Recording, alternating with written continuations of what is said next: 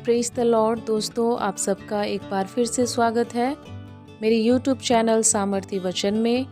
प्रभु आप सबको बहुतायत से आशीष दे। आशा करती हूँ आप सब प्रभु यीशु मसीह के नाम से सुरक्षित हैं। दोस्तों, आज का जो विषय है वो एकता के बारे में है कि एकता के बारे में बाइबल हमें क्या कहती है, क्या सिखाती है। तो दोस्तों, वीडियो ज़्यादा लंबा नहीं है, इसलिए आप सबसे रिक्वेस्ट करती हूँ कि वीडियो आप पूरा ज़रूर देखें। तो आइए दोस्तों, वीडियो स्टार्ट करते हैं। मेरे प्रियो, परमेश्वर हम सबको एक दूसरे के साथ एकता में रहने के लिए बुलाता है, इसलिए सभी के साथ प्रेम से रहने के लिए हमें हर संभव प्रयास करना चाहिए। परमेश्वर व यीशु मसीह हमसे यही चाहते हैं कि हम आपस में मिलजुल कर रहें। मेरे प्रियो, जीवन में उलझने हैं, रिश्तों में भी उलझने हैं। हर किसी को देखो तो वो अपनी जिंदगी में व्यस्त है। जिंदगी तनावपूर्ण है। ऐसे तनाव के समय में रिश्तों में भी तनाव आ सकता है और इस कारण हम एक दूसरे को चोट भी पहुंचा सकते हैं, एक दूसरे को दुखी कर सकते हैं। ऐसा करने से हमारी एकता में प्रभाव पड़ता है, हमारे रिश्तों पर प्रभाव पड़ता है। तनाव, चिंता हमारी एकता को अलग अलग हिस्सों में बांट देती है।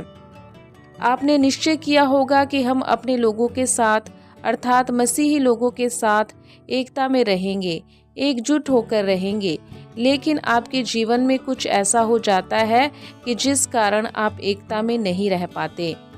दोस्तों, जब आप जीवन में कोई लक्ष्य रखते हो या कुछ ठान लेते हो प्रभु की महिमा के लिए, तब शैतान को अच्छा नहीं लगता और इस कारण वो मसीही भाई बहनों के बीच में फूट डलवाता है।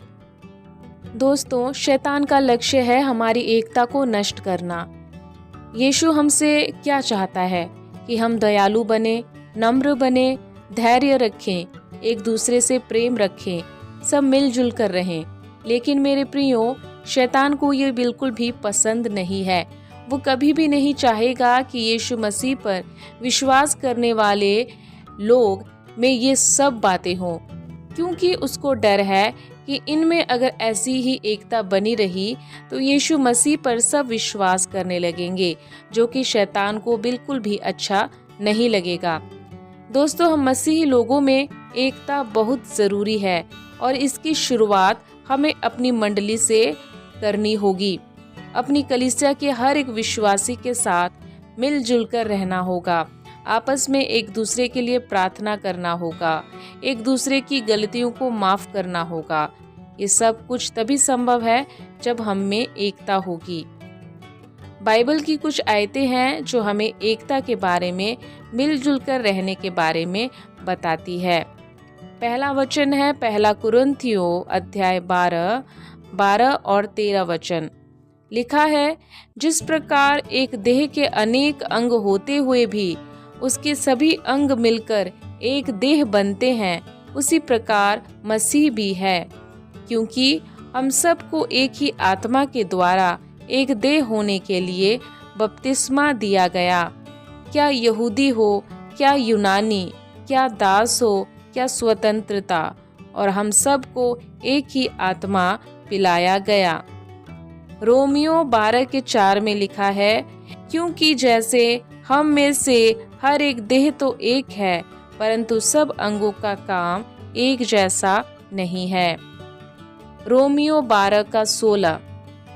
एक दूसरे के साथ मिलजुल कर रहो, घमंडी मत बनो, बल्कि नीच लोगों के साथ संगति करने को तैयार रहो, अहंकारी मत बनो। इफिसियों 4:3।